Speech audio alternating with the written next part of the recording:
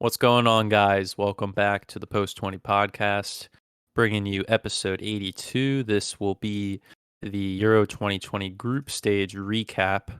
A wild ride, but we're going to recap what our predictions were 2 weeks ago when we did that. And it looked pretty good. I mean, the way it worked out, for the most part, worked how we thought it was. I'll say this, that Evan predicted more than me normally, because he took some faith in Sweden and he loved Germany more than Portugal, and it turned out in his favor. But overall, it's been a pretty standard result in each group, I'd say. What about you? Is there anything that you thought would have turned out differently? Yeah, I mean, I think Group E was the one I didn't get a single placement right in Group E. Yeah, neither did I. The two teams that I thought would go, well, three really, that would go through are gonna go through, but I didn't get any of the placements right. So that was the one weird thing. I got Group A, Group C, and Group F. I got the placements, like every single placement right. So that was good to see. Group D was also strange because you had over performances from the Czech Republic, who somehow still managed to finish fourth, which was weird. But yeah, there was a couple things that went weird. Group F, what we'll get to, that was a fucking crazy one because if Germany would have drawn Hungary there or lost to Hungary, if they would have lost to Hungary, which it looked like they they were going to do at some point, they would have gone out. But instead, they got the result and they managed to secure second place. That Group F was certainly a group of death, and Hungary actually performed pretty well, I think, all things considered. So that was like the one thing that kind of shocked me. Otherwise, I was pretty sure that the Group B would go the way that it did. Finland placed third instead of fourth. So yeah, I mean, it was pretty good. I think this was a straightforward one. I play a lot of when I play FIFA, I play FIFA casually now. I play with a lot of these international teams, and I think when you actually get familiar with the caliber of player that they have, and you understand how much you have to play through those guys if you want to get things done, you can kind of get a grip on how they're going to perform when they go to the tournament. And Switzerland and Wales, especially, like the Wales pick, I was so confident in Wales number 2. I knew for a fact that they would perform better than Switzerland and Turkey. And that's all just from playing years and years of FIFA with the Welsh national team, which I know sounds corny, but I mean, I think I'd say a lot of our soccer knowledge does stem from our obsession and addiction with FIFA for the past, decade of our lives. Yeah, I agree with that statement. It's a pretty strong point to reference, but like you said with your predictions, you got for positions exactly right. You got 16 out of 24, while I got 12 out of 24. So above 50% is probably the average. And then for the qualifying for the knockout round, you got 14 out of 16. And when I listened back to that episode, and I was like, okay, my 4 best third place teams, I only gave 3 for some reason, and like neither of us noticed that. So I also got 14 out of 16. I'll say that. Oh, that's good. So pretty good there. I guess we'll go group by group, like we said, and then I think our last episode we cut off right before the Group F's second leg matches, so we'll touch on those when we get to that. But or actually, we can touch on this. The player stats right now, leaders for Golden Boot. You and Zach went with Ronaldo, and he's looking strong right now. He's sitting up top with 5. Obviously, 3 of those are penalties, so you take that as you want. But there's a strong race for second right now. You still got your boy Forsberg. Would not have thought he would have been up there with 3. You got Schick with 3. My boy Lukaku looking strong. He should have had like 4 or 5 because a couple were disallowed. And Wijnaldum up there for Netherlands. Netherlands is a team that we'll get to that I'm really impressed with so far. But starting at the top, Group A, Italy, the finishing top, 7 goals for, 0 against, one of 2 teams that have not conceded a goal, the other being England. They're looking like a powerhouse right now. Now, when I looked back at that episode for predictions, I said their downfall might be that experience, which in turn is the age guys, the old guys. with their speed. And in one of those matches, you did see Chiellini get subbed off about 25 minutes in. He might have had a big injury there, but losing those types of players on the field is very tough as a team, and you have to really build on it together. But they pulled through. Some would say they played some debatable competition, but they're going to have a very interesting round of 16 matchup against Austria. But I thought they played really well. Your boy Immobile scored a couple goals. He did get the support from some other players. Locatelli is shocker, It's holding been mid, getting really goals. good. Yeah, overall the Italian team is playing like a unit, and I'll say this: a good. I'm trying to sing. What am I trying to say here? A nod of the tip of the cap to Roberto Mancini, right? Is that his first Yeah. name? Yeah, Yep. the manager for Italy, ex-Man City manager. He said when he played in the Euros in I think 1990 when they won on home soil because they've been playing their group stage matches in Italy. He made it so that every single player played on that pitch at least one game, and I think he got 25 out of 26 guys on the field. So Yeah. that's a good thing to do as a manager. I really appreciate that because I remember there was pictures of goalie change with Sirigu in goal. Yep. So what do you think about Italy's chances here? Everybody's thinking they're going to be an absolute powerhouse, but it's not going to matter until these knockout stages, one and done games when everything's on the lines. We'll see who has the nerves of steel. How far do you think Italy can go here? Yeah, so they do have a lot of young players. Like you said, Immobile is not super young, but he's pretty young and inexperienced in terms of international competition.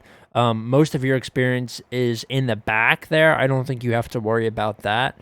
If they continue to play as a unit, I think that they could actually, really make their way in this tournament. But I'm not 100% sold. I don't Yeah. like I have a tough time seeing them in, the last four of the tournament. I don't know if they're going to be making it to semis, but I think they could. They play Switzerland, right?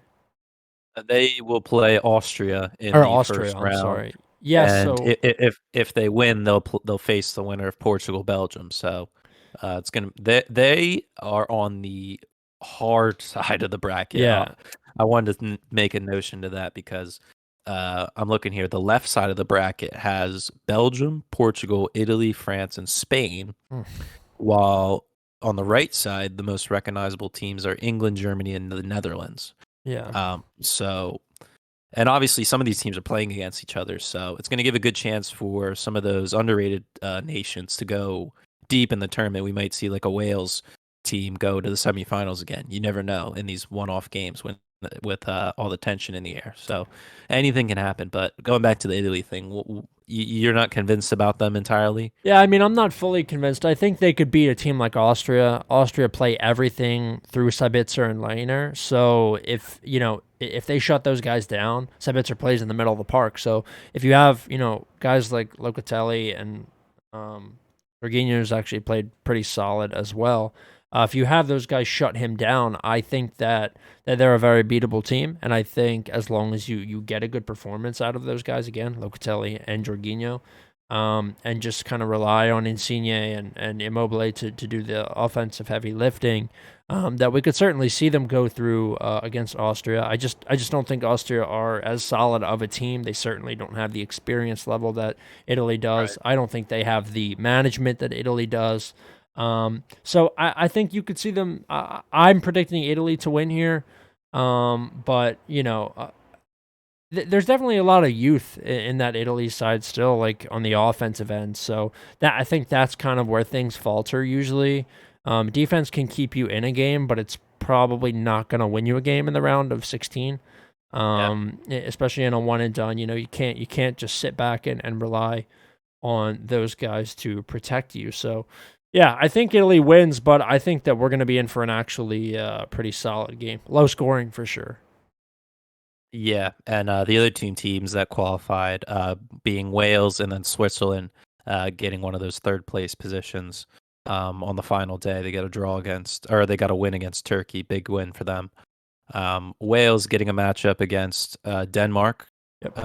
Emotional there. Mhm. Denmark playing for Ericsson, so they're going to be very very keen for this. And then on the other hand, Switzerland debatably got the worst draw that anybody could get against France. Yeah. Um, obviously, right off paper, you're thinking Wales has a better chance than Switzerland. Do you think? Let's hit on Switzerland first. Coming off a huge win against Turkey. Now, Turkey had an awful tournament, which you and me both saw coming, but a Yeah. lot of people thought they were going to do very well.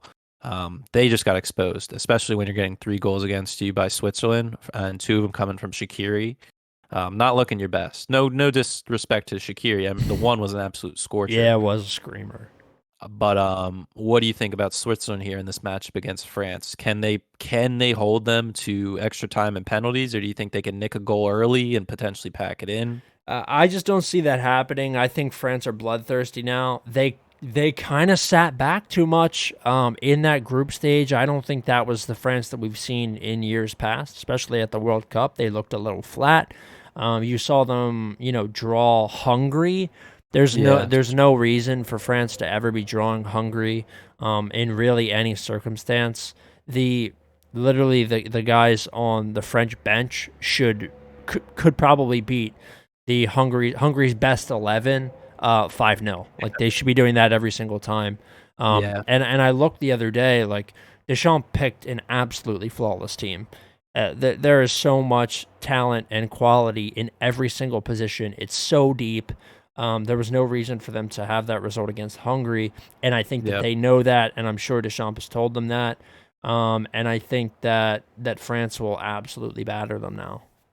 yeah. And then Wales, on the other hand, anything can happen against this Denmark team Yeah. because in their first 2 matches, obviously the first being catastrophic with the incident with Eriksson against Hmm. Finland. Yep. That one you can maybe brush under the rug, but that matchup against Belgium they had, it just didn't go their way. They got exposed a little bit. They did get the lead early off a mistake out of the back, but they just couldn't hold on. There's a lot of these teams.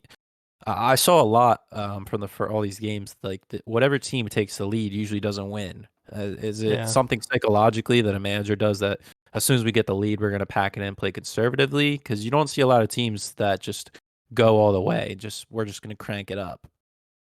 Yeah, I mean, I think it is. I think it's a manager thing for sure. I don't have a ton more to say about that, but I think that's really where that's kind of where Yeah. that sits. It's up to them, especially in an international tournament. Like the manager plays such a more advanced role, I think, in an international tournament than they do Yeah. in club competition. I can't get to the bottom of exactly why that is.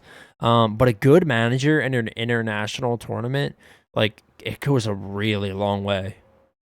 Yeah, we're seeing that with the success of Italy right now, and Right, then yeah.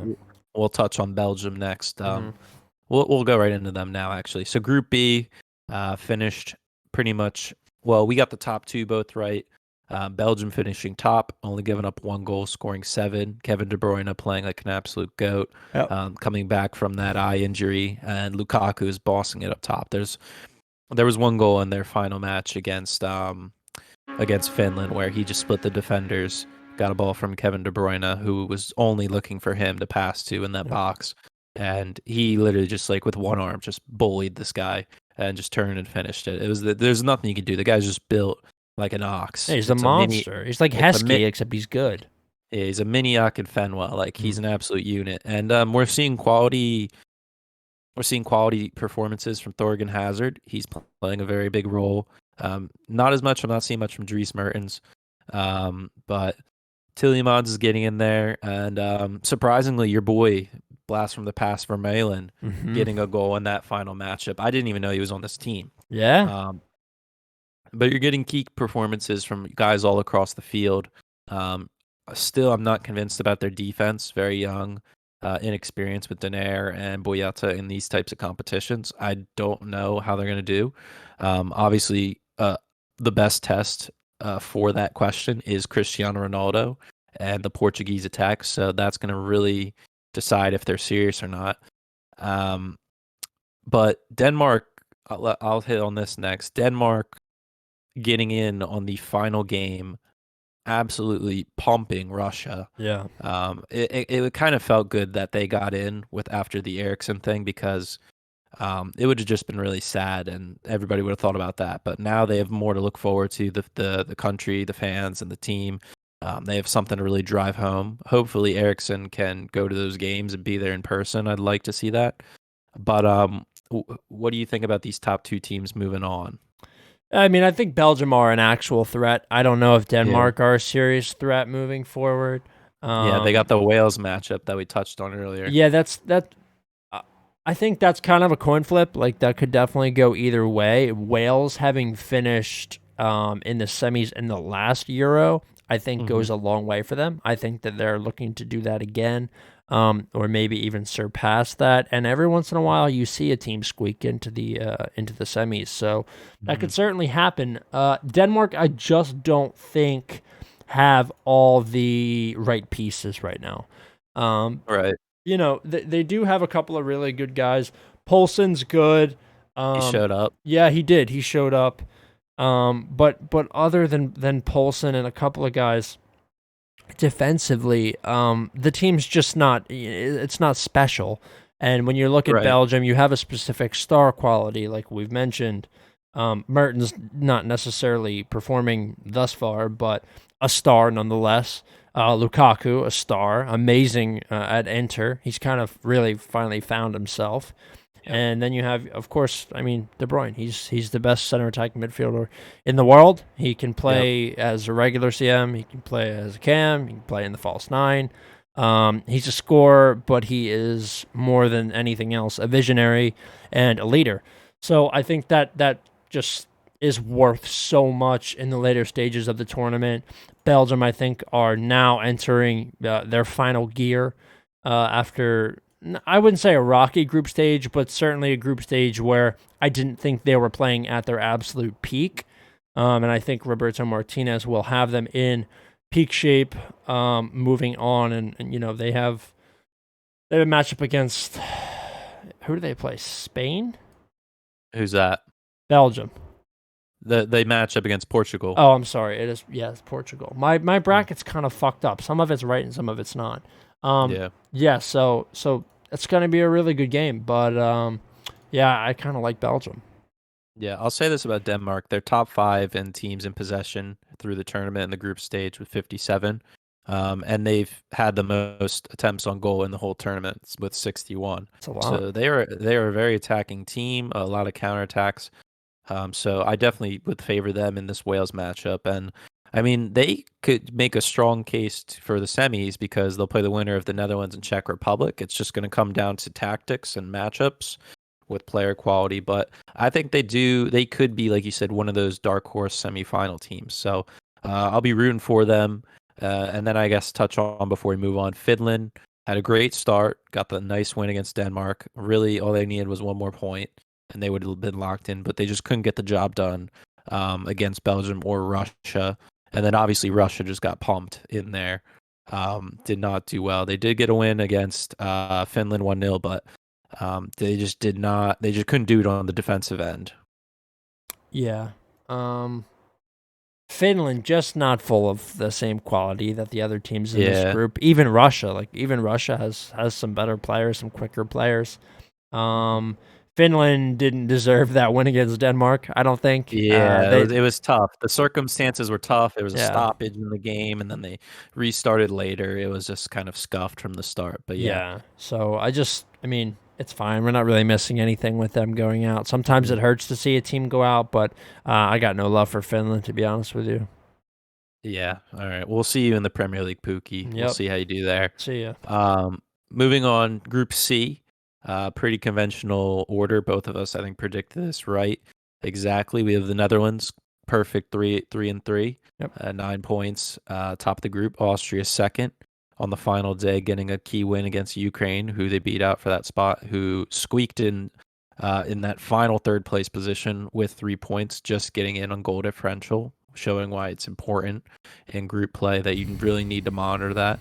And then North Macedonia doing what everybody thought they were going to do. They were just going to get no points, just be in there for the memes and just to have a moment or two. And I'm glad they scored a couple goals Yeah. because that would suck if they went the whole way without scoring. All those fans being at the stadium, that would have fucking blew. Yeah. But out of all the teams I've seen so far, the Netherlands, I'm talking across all groups, they play great tiki taka. Like Yeah, they it's the do. roots of the Dutch football, just vertical football. There was one key possession against North Macedonia where they went from a goal kick to getting an attacking opportunity with a sweat across goal within, I think, 4 passes. Just I don't know if it's De Boer as much because he's had a lot of criticism about his managerial history, but Mhm. the players are looking great out there. Depay is looking like a standout. He just got a move to Barcelona Yep. on a free. Mentioned that. I think that was I think that was confirmed the day after last week's episode. Yeah, it's been Uh, in the works for a long time mhm. now. It was them and PSG, but Barcelona were the Yeah, team that won out. yeah, because you thought he was going to go I PSG, did, yeah. and Genie Wijnaldum is scoring goals. He's getting up there. He's really putting on a show there. Daley Blin's still doing in work there. Not really seeing Van de Beek still. That I guy know. cannot get minutes. It's tough scenes out there, but really interested to see how they do. Obviously, they'll play the Czech Republic, a favorable matchup for them. They in that group with Czech Republic, Wales, and Denmark, you would think they're guaranteed the semifinals, either against England or Germany, if we're going chalk. But I mean, anything can happen. But they look like they're gonna walk into that semifinal for me. What about you? Is there anything you saw from them that surprised you or that you were happy with?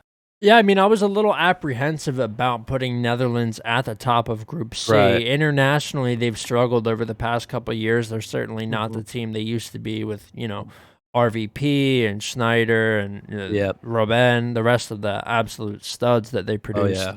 in the mid to late 2000s. But now we have a new generation of players, and they're quicker.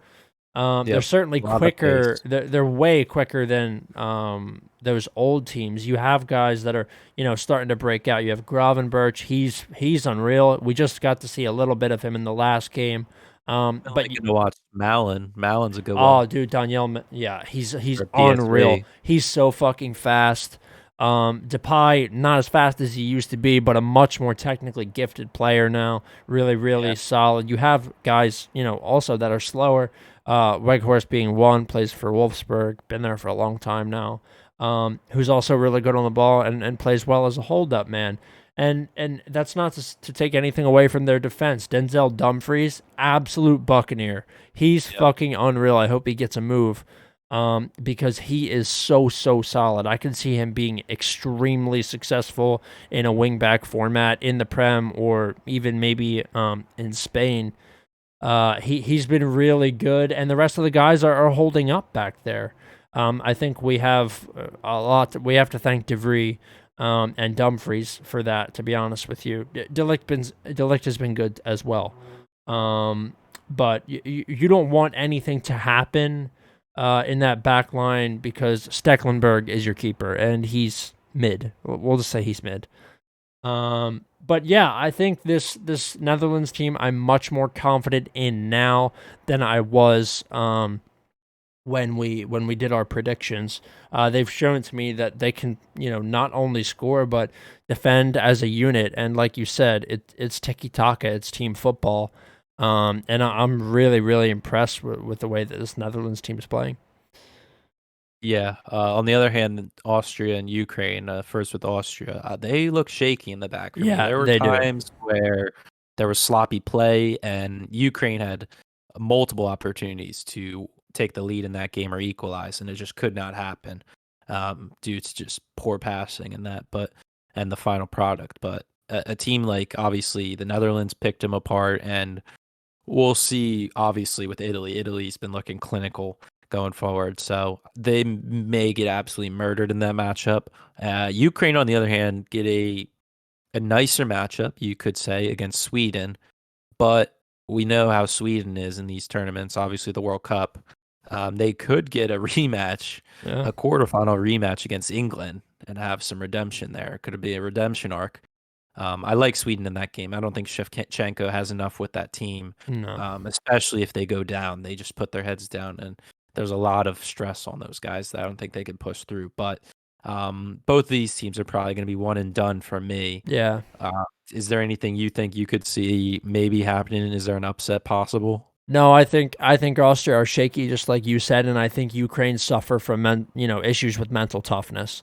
I don't think Shevchenko is that experienced as a manager. I don't No, think he can tactically put those guys.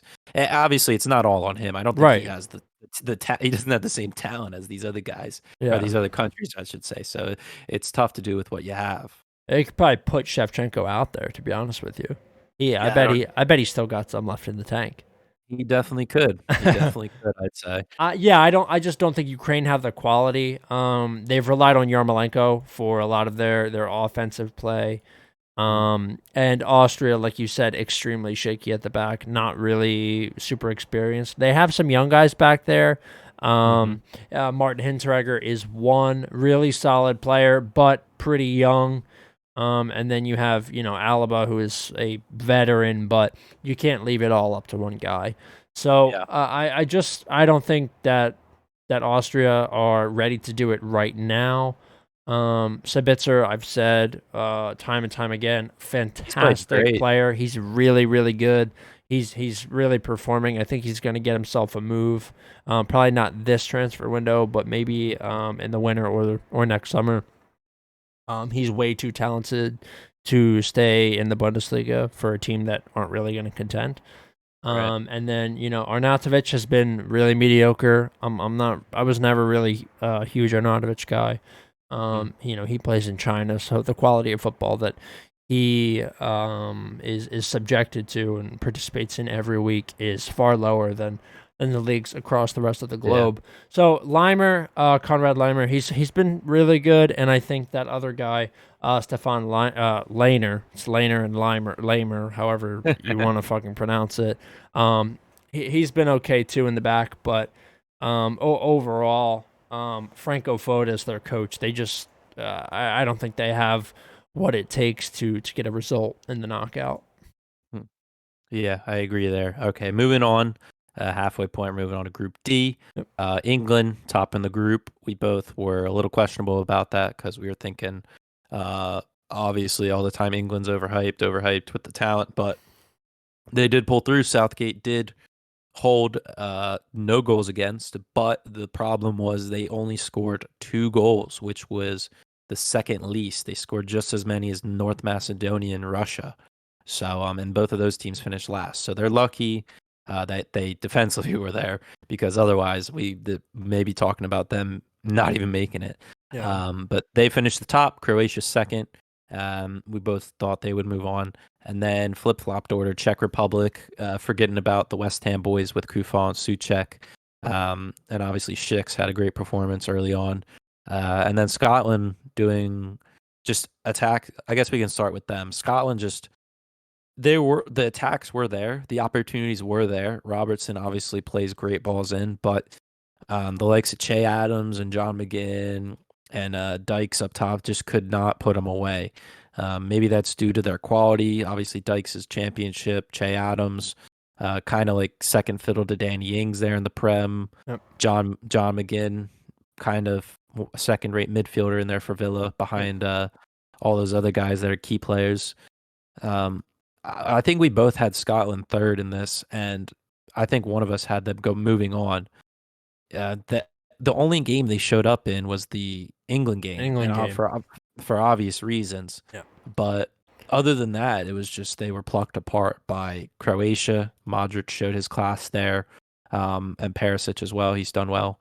And then obviously Schick pulled off that 50-yard chipper That was unreal. in that game. Probably up there a goal of the tournament so far. Yeah. Is this what you thought Scotland was going to do, or did you think there was possibly a chance they could have squeaked in? Well, I was the guy that picked them to be one of the third place qualifiers, and Yeah. I was totally wrong. And here's where I think you can tell that they're young and inexperienced. They Yeah. celebrated that 0-0 draw with England like they had Yes. won the Euro, and Yes. that is the problem. That is where the entire issue lies. They are not managed by an experienced coach. They're managed by a coach who doesn't really know what he's doing, and they are just too young.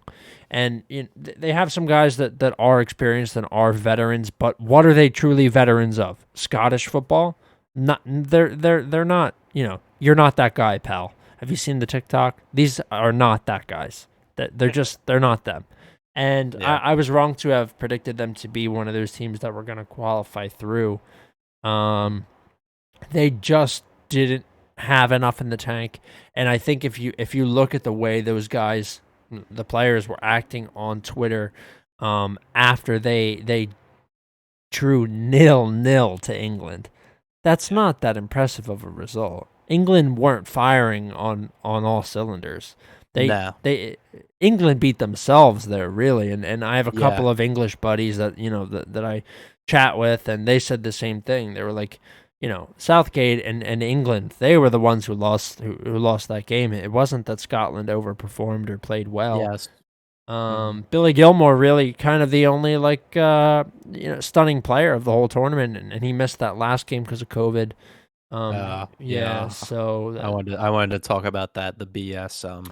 After the match, like you said, he was in close contact with Ben Chilwell and Mount Mason Chilwell, Mount, yeah. and the whole Scottish team still got to play their third match, but Mount and Chilwell have to be 10 days isolation. That's weird, isn't it?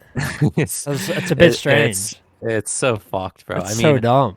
obviously, I'm happy that they're gonna get some rest, and Yeah. for selfish reasons with club football. But Yeah. I mean, the Euros is only 4 years, like once every 4 years. Like these guys got to play, and Chilwell's been getting picked over too by Shaw and Trippier. Like, give the Yeah. guy some time to play. Reece James has stepped up in there. Mount with his time did well. Sterling is the only man that can I just score for don't get it, England right dude. now. It doesn't make sense with Harry Kane. What do you think is wrong with Harry Kane? Is it the service? Is it just the certain amount it was just like it's just natural, it's like a normal thing? It's like I don't know how to put it. Like I don't know what's going on with him. Well, let it be known that I'm not Harry Kane's biggest fan. I never have been. And Yeah. you know that. Yep. I've always said that he is very, very good when he plays with Son. But when he plays without Son, there is a certain something that he loses. And I think there are plenty of other players that Kane will play with in his career that elicit that same response from him and allow him to work in that 1-2 fashion where he can both score and assist said player. But that player is not on this English team. And the way that I have described Kane thus far in this tournament is tired, lethargic, and just overall toothless. This is not a Harry Kane that we see in league football, ever, in any competition. I haven't seen him look like this in a long time. Since Harry Kane broke onto the scene, back when he was a 68 rated bronze in FIFA, I remember it quite well. He has been a goal scoring and assisting machine, and he just looks tired and lost and just uninterested. In the first game, you saw him make some runs that opened up play, allowed Sterling to score. But ever since then, I think since he's not getting a ton of touches, he just seems like he's kind of out of it. He's not the center of the play. I don't think he's interested. And you may see that change, but this England side has so many attacking options. It's actually unreal the amount of quality that they have. I cannot remember an England team like this in a very long time. Probably since Rooney and Beckham were playing. Like, I just don't know how there's any excuse for you to get 2 fucking goals. 2 goals when you have those attacking options. Let's just list a few. You have Kane, who should have scored 4 goals alone. You have Sterling, who shouldn't ever even be starting in this team, to be honest with you. You have Bellingham. You have Rashford. You have Mount. Grealish. And Grealish, too. And Grealish looked, when he got time, we'll be fair, he did look good. Creatively, he looked very solid. And he got the assist in the Czech game. Yeah, he was the one that got things opened up for them. But that ball started with Bukayo Saka. I will just let everybody know. He looked really good, too. There were talks of him being man of the match for there. Yeah, he did. I think he got it. I'm pretty sure. Yep. Yeah. Mm-hmm. So, I just don't think there's any really excuse for England to be scoring 2 goals in the entirety of the group. The fact that they managed to come top with only scoring 2 goals is a marvel. But yeah, I actually think a lot of this falls on Kane. I don't really think you can put it all on Southgate. Maybe Kane and Southgate don't get along. I don't know what the inner workings of their relationship are like. But yeah, I've been thoroughly disappointed with the way that Sir Harold Kane has been performing. Yeah, and Saka, I'll say, is the only Arsenal representative on the England team, so he's representing well there. Yeah, obviously we're gonna touch on the knockout rounds later, but they have what a lot of people had drawn up in their prediction: England versus Germany. Yeah. A tale, long, it's been going on for a long time. Yep. Can they beat the Germans? And Two uh, World Wars and one World Cup. who knows? But the other teams, Croatia, did not look the best at the start, losing to England 1-0, but they pulled it together as the tournament went on. Things opened up and they really found themselves. Their age has been shown a little bit, but Yeah. they are dominating possession very well in games. And it just, the counterattacks are their problem. They just can't keep up with the speed a lot of times. But when the game slowed down, they are an absolute unit of a team that can control the tempo very well. And they can score goals if they need to. And then the Czech Republic, the other team squeaking in one of those third positions. Um, they've been performing well. I mean, Yeah. they kind of peaked early on, the exact opposite of how Croatia did. They got the win against Scotland, which was huge for them, for how they were going to play the next two games. And then they did well against Croatia, getting a pen. Controversial. VAR has been playing a big role in this tournament, Yes, just it as it has has. across all tournaments and all leagues. And then they couldn't get the job done against England, which is respectable. I mean, you could see that happening. Just not matching up well against all that star quality. So, I mean, Croatia in their matchup, they're going up against Spain. Very winnable for them, I'll say, even though Spain's coming off a heater against Slovakia. We'll touch on that next. And then Czech Republic, we said earlier, they play the Dutch. A very, very tough matchup. I don't know if they're going to do well. I don't know if Schick's going to be able to carry on this momentum. Um, Hopefully he can for Mourinho's sake when he goes back to Roma.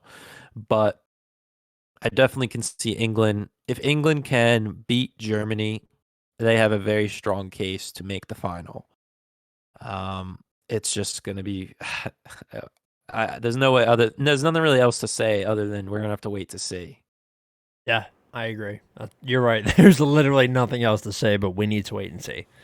Like we can talk about man-to-man matchups and what they could do. Like earlier with Harry Kane, he needs to wake up, but Yeah. we're never going to know until those lineups are out and we see who steps up to the plate. True. Um, but moving on to Group E, which was for both of us the most unpredictable group. Yeah. Anything could happen, but I'll say your stock in Sweden proved fortunate, finishing top of the group. Very rare, very hot take, but it was correct. 2 wins and a draw for Sweden. Yep. Very good for them. Could have been they could have been in that second position, but a 92nd minute winner against Poland put them Mm-hmm. through first.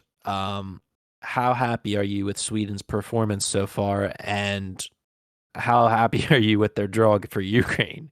I mean, I think that's a great draw against Ukraine. Like we really can't ask for much better. We talked about the fact that we think Shevchenko is not really equipped to coach this team.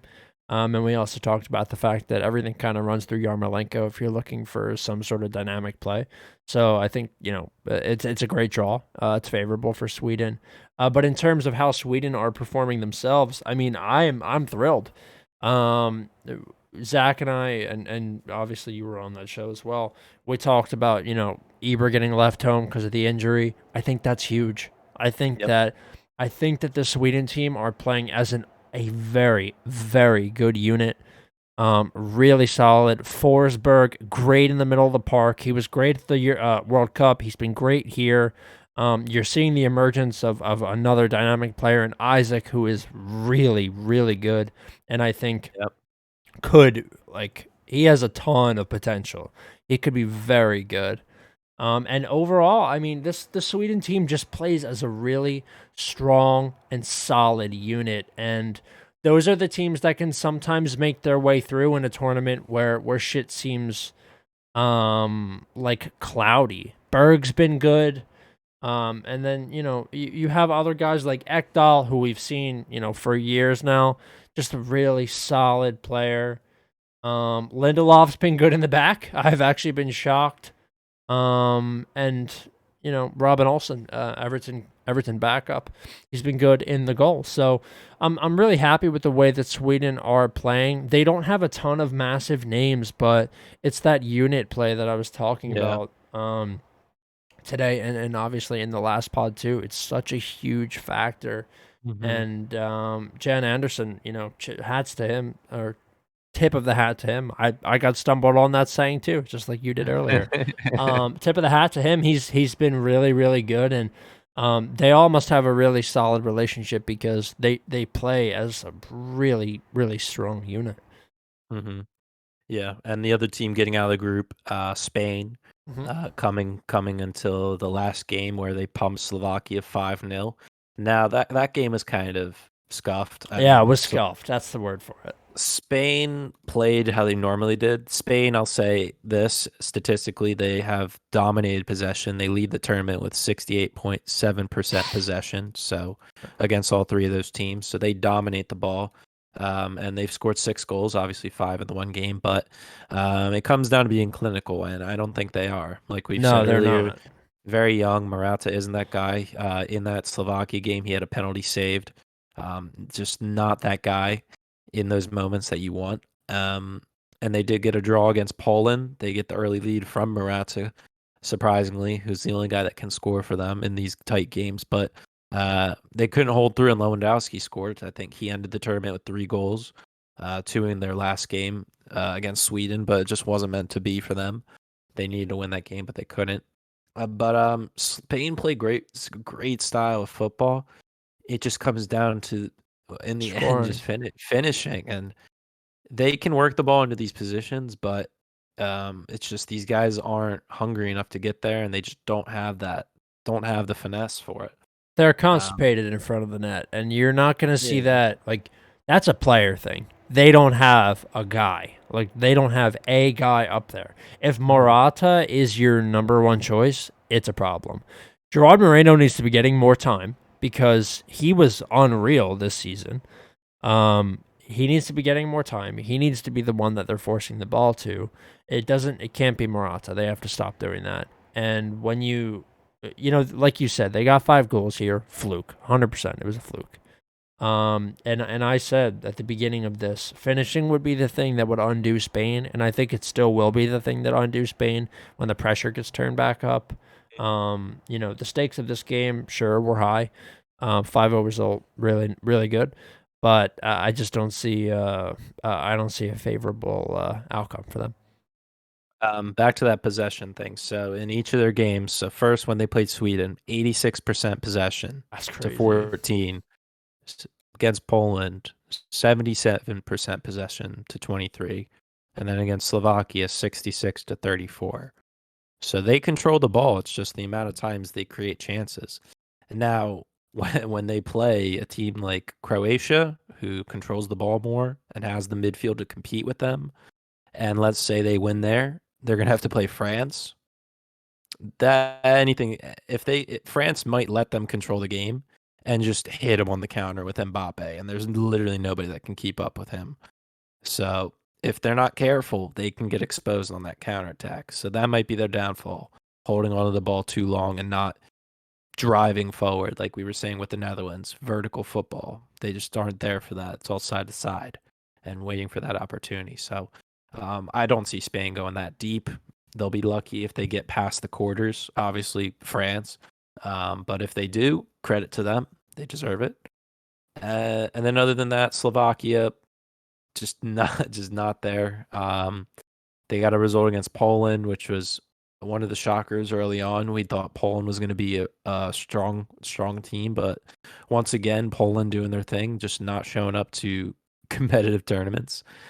Um, I mean, yeah, there's nothing really else to say about those teams. What do you think about Lewandowski? I'll say this. What do you think about Lewandowski? Was it a good performance for him? 3 goals. It's so hard to say. Like, he's working with so little, I feel like, with that Polish team. Right. There's really not a lot of guys that are going to provide him really solid service. There's a lot of old guys on that team. Um, I don't think you can blame Lewandowski. I mean, what can you really expect from the guy? He Scored an had three absolute goals. banger against Sweden. He should have had like 5 goals. Did you see the one? Did you see the sequence where he headed the ball against the crossbar and then literally Twice. 2 seconds later he headed the ball back against the crossbar? He was just unlucky. I mean, he's cursed or something. He just had a really, really shitty draw in terms of the team he's playing for. But I respect his hustle to continue to play for Poland. Some of these guys switch their nationality when they don't like the cut of the team's jib. So, unfortunate that we're not going to see a guy like him move on into the next round. But overall, I don't think you can fault him for it. I think he did what he could. Yeah, I agree. And then moving on to the final group, the group of death. A lot of games to cover here, but it turned out to be what we thought, a group of death. And it Yeah. came down to the final day. And the most surprising team in this group was Hungary. They made these games very interesting. In both of their draws, they scored first. They had first blood. And it shocked those teams being France and Germany. Just very they really showed up with that 5 in the back, and they just wanted it. I was very happy with it, and I listened back to our predictions. I said, "I'll be shocked if Hungary get more than 2 points," and that's where they finished. But it just made the group that much more interesting. Um, France finishing top with 5 points, Germany with 4, and Portugal 4, but Portugal finishing second with the goals for, scoring more.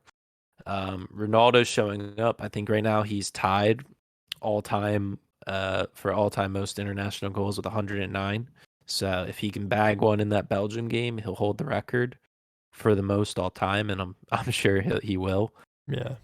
Um, but you're the one that predicted this group perfectly, right? I did indeed.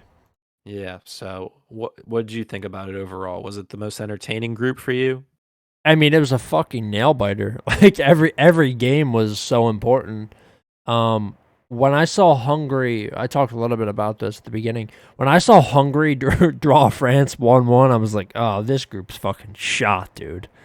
And Germany just looked flat every game. It wasn't until that game against Hungary, the final game of the group, where they sort of came alive and had a sense of urgency.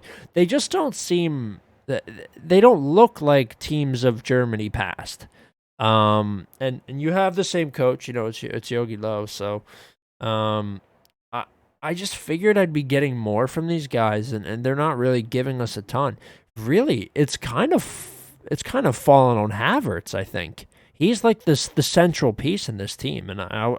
I don't know if I was necessarily expecting that. Defensively, they look suspect. Usually, Yeah. they're defensively fucking fantastic. All over the park, we're just witnessing a sort of breakdown, maybe a dilapidation in quality, in terms of looking at teams in the past. Um, but it did end the way that I thought it would.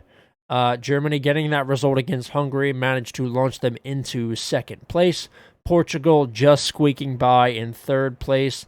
I think Portugal actually are a better team than Germany, especially after watching the way everything's folded out here in Group F. I just think they got a couple really unlucky breaks with the own goals and shit like that. Um, but France, once again, seemed to be the team, for me at least, that are going to perform the best and go the furthest. I have them winning the tournament. I think they still will. Germany were a team that I was worried about, knocking France off or fucking them up in this Group F. But France getting unscathed out of this group, I think the hardest part of the tournament for them's done. I wouldn't say that. I think they're on the tough side of the group. You could say they'll breeze past Switzerland, get a tough matchup against Spain, and then they're going to have to fight off either Belgium, Portugal, or Italy, and then have to play a final. I think their road's very tough. I think Um, they'll beat the shit out of fucking Spain. Spain, or Yeah. Croatia. It could be Croatia. We could have a rematch from the World Cup. Yeah.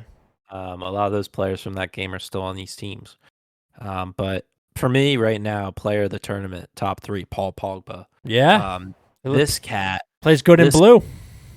this cat is balling out. I know. I mean, I was watching the highlights against whatchamacallit, against Portugal. He was picking out dimes. Now, VAR fucked up half the chances because of like a hand or fingernail offsides, but he was finding so many great runs from Mbappe, Benzema, and Griezmann. Like, oh, and then he had a couple shots that whatchamacallit, that Patricio was standing on his head for. Yep. I don't know what it is, man, I'll tell but you what it is. I'll tell you exactly what it is. A good defensive midfielder unlocks him. Conte oh, that's it. 100% unlocks him. All of Pogba's performances, 70% of it, you have to thank Conte for. He Yeah. worries about the shit that Pogba has to worry about when he plays for United because, they don't have a good... McTominay and Fred can't do that Yeah, job. because they're fucking mid. Like you're used to playing with Fred. When you go from playing with Fred to playing with N'Golo Kante, it's like Jordan, going from playing with fucking...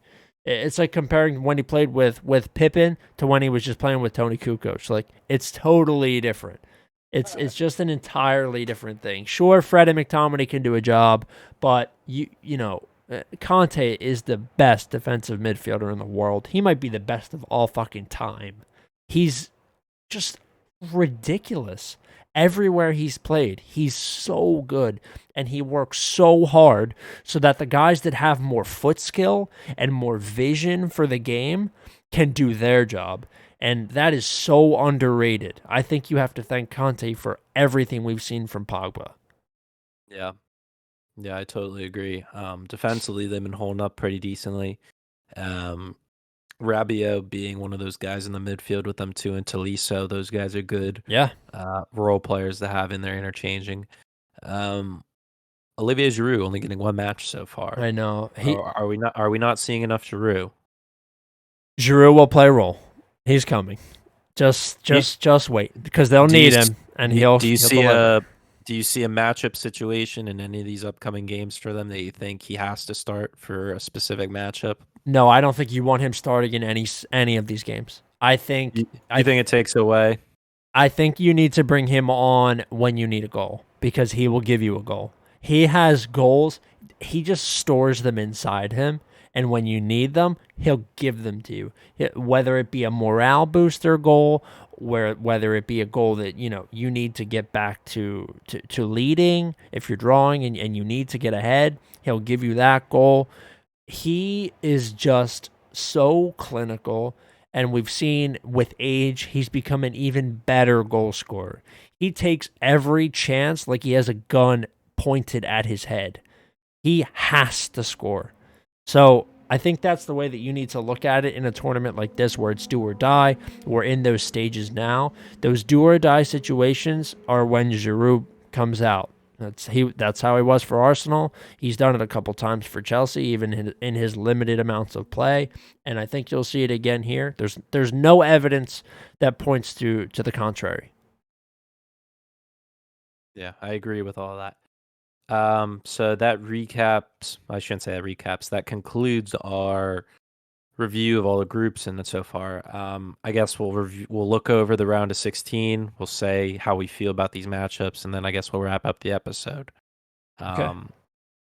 Let's go off of when they're scheduled to play. So Saturday, we have 2 games. I believe the Wales game is first against Denmark. Yeah, so that's the first matchup. I'm leaning towards Denmark in this matchup. I think emotionally they're there. I don't think Wales can hold on there. If we get a Wales performance when they played against Turkey, where Bale was picking out absolute dimes, Yeah. Wales easy by 1 million. But I don't think we're going to get that performance. I think Wales building out of the back could be a problem, and Denmark has shown they can capitalize on that with some press. Yep. So I think Denmark in a close one here. Okay. I'm actually gonna go with Wales. That's my You're still guys. you're still sticking with your guns. I have to. I have no Yeah, choice. Those are my you'd be a guys. fraud otherwise. I know. I'm a Gareth Bale stan. I'm a Joe Allen stan. I'm an Aaron Ramsey Okay. stan. One of my Mhm, favorites. mhm. So I'm gonna go with Wales. I have to stick to my guns. Okay. And then the other matchup on Saturday is Italy Austria. I'm sure we're both going to back Italy here. We've already talked about how Austria has a debatable defense. There were times where Alaba was caught sleeping a little bit, but he is providing more on the offensive end. He's putting in great crosses to Arnautovic and those other guys in the attack. So I don't think it's going to pan out in their favor, though. I think Italy is too strong of a unit in the back that they will not be able to penetrate.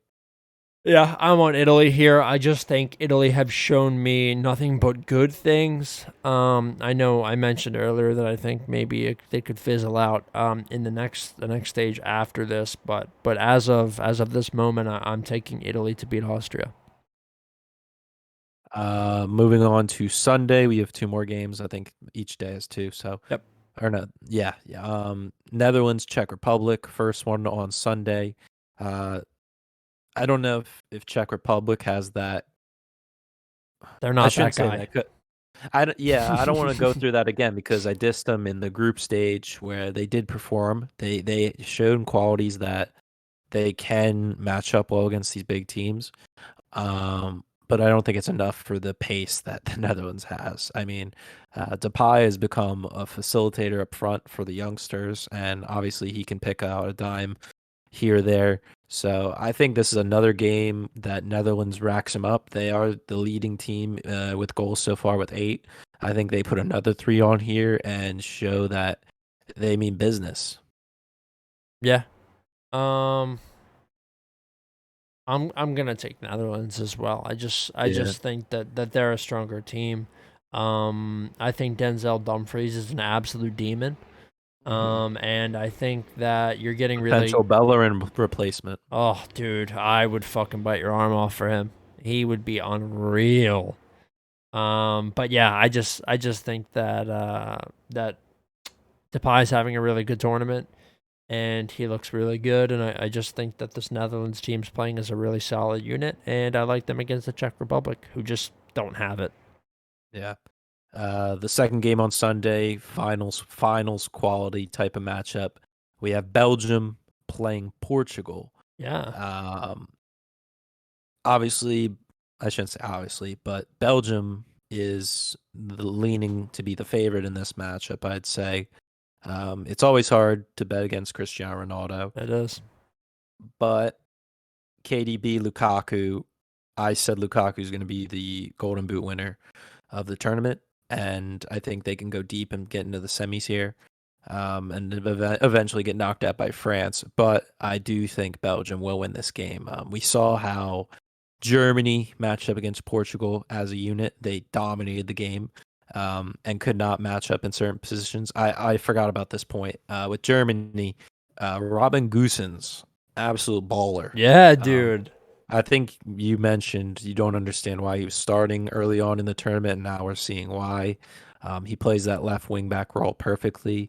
Um, and this Belgium team with Kevin De Bruyne's passing skills far surpassing Goosen and having a target man like Lukaku up front, very tough for Pepe to match up against at his age. Yeah. Very brittle man. It is. I definitely could see this game go to extra time and pens. I'm definitely leaning on that. That is a huge possibility for me with the Ronaldo effect. But I do think Belgium will win at the end of the match. Yeah. Um, this is a hard one for me. Yeah, It's like you said, it's just so hard to bet against a guy like Ronaldo. Like the guy yeah, defies all odds. He has done so his entire career. He's clutch as fuck. He's about as clutch as you can get in this sport. It's hard to do. But I don't want to bet against KDB. I mean, I love him. I yeah. absolutely love him. I think he's unreal. He's one of the best players I've seen in my lifetime. Hmm. Multifaceted, just so talented.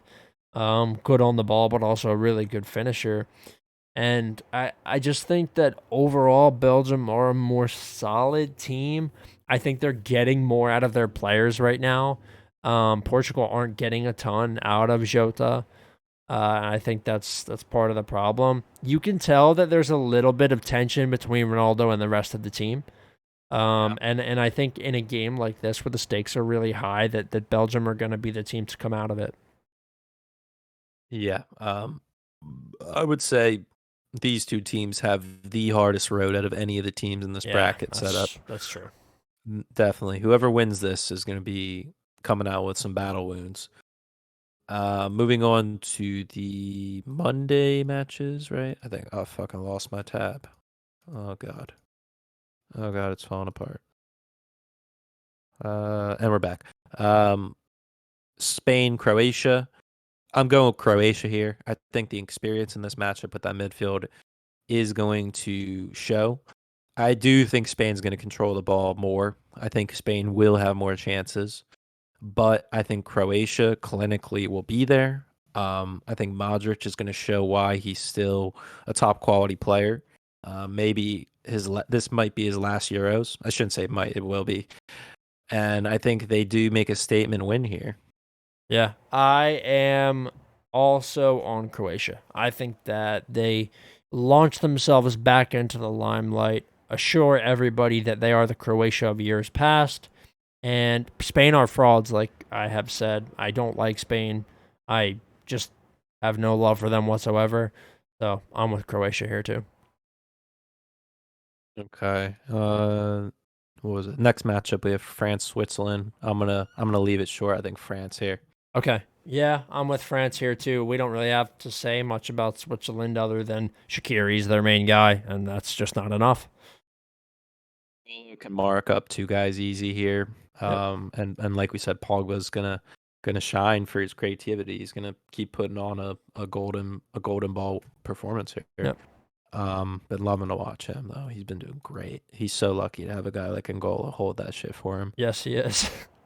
Um, yeah, he takes all the credit. But Yeah. the next matchup we have is England Germany. Hmm. Now, I think you had this matchup here I did. in your prediction, and I had England Portugal. Now we both took England. Um, That's not changing for me. I'm keeping staying with England. I do have to stay with England as well, but Yeah. Germany, as the tournament's gone on, has picked up steam. Yeah. They shown they can score goals against quality teams. I mean, they've had a tough break against France, 1-0, respectable result, and then they pumped Portugal, showing that they can score and compete against those high caliber attacks. And going up against a team like England that has struggled to score, this is a great matchup and a great time for Germany to play them. If I had to guess, I would say Germany are the favorites in this. Yeah. Well, no, there's actually no way they'll be the favorite. No, no Let me way. let me look up. I'm just thinking about in my head like who- I I would think me personally, I'll say Germany is the favorite. I see Germany as the favorite here. But I can't fucking pull up the tab. Hold up. Oh no, get that shit I off think here. England will be the favorite. There's way too much hype around them for them to not be the favorite. I just England is the favorite. Yep. Plus yeah. 145, Germany plus 195. So it's Okay, very, very so it's tight. close. It's super close. The odds are way better than I thought they would have been. I'm gonna give my reasoning quickly. It's very simple. Germany have looked sus defensively, way more Okay. suspect than they have in any tournament I've ever seen Germany play in. I think England are just going to expose that. They're going to catch that. They're going to catch that speed that they need. Okay. I'm really down England's attack. I'm Yeah, really down it, but I don't want to go against my pick. yeah, I hear you. I'd love to say this is a game Harry Kane can wake up.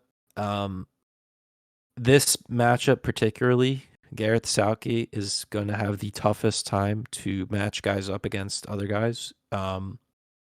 It's going to really come down to that right back role. Who's he going to start to lock down Goosen out there, and also Timo Werner or Sane out there, Yeah, whether it's Walker or James.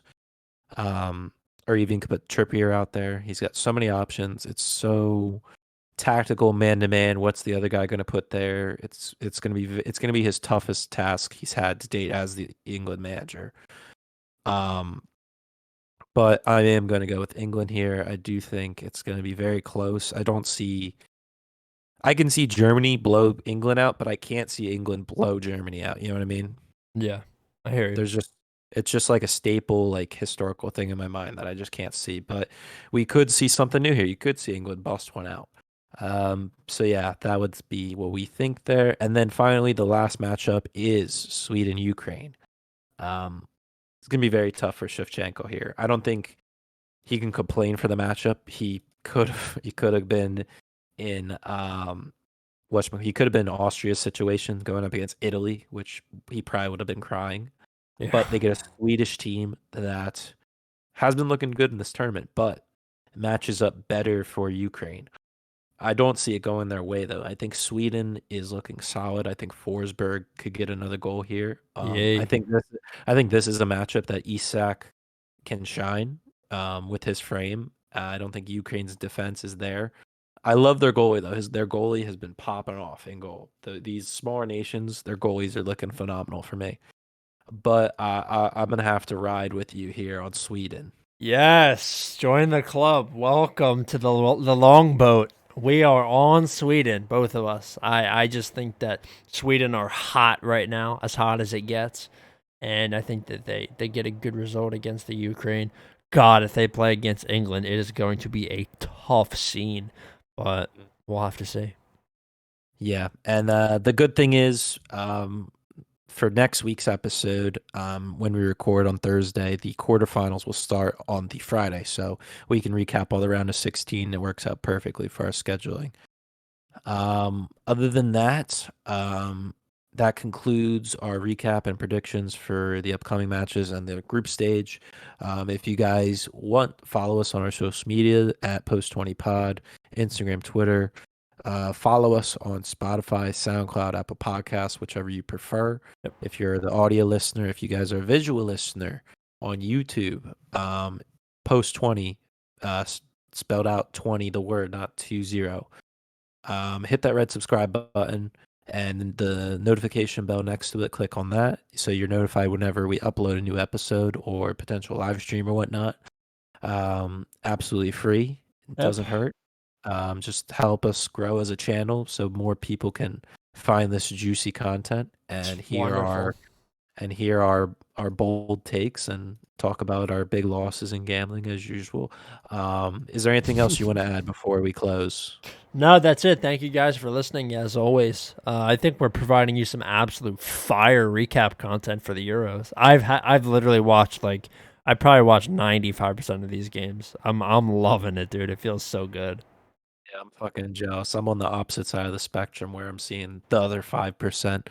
Yeah. Because of work scheduling and that, but Yeah. definitely going to be able to. I won't even be able to watch this weekend's games because I'll be on the beach, Yeah. fucking working. Oh, you guys might So have the big jumbo though. Do you remember we used to do that for the World yeah. Cup? You might have that. Nah, they're not doing that. No. I wish, dude. That was the World Cup. This and America was in it, but or US, I Yeah, should that's say. true. But I fucking wish, dude. That would have helped so Oh, much. that's awesome. I hope I miss that so much, man. Yeah, that was awesome though with the sunset and all that late on. Yep. But yeah, good luck to all these teams over the weekend. I'm hoping we see some upsets just for not the content, for storylines and that. That'd be awesome to see like fucking Switzerland beat France. That'd be hilarious. Xhaka could hold that on. But yeah, thank you guys so much for watching, and we'll catch you next week. See you guys. Take care.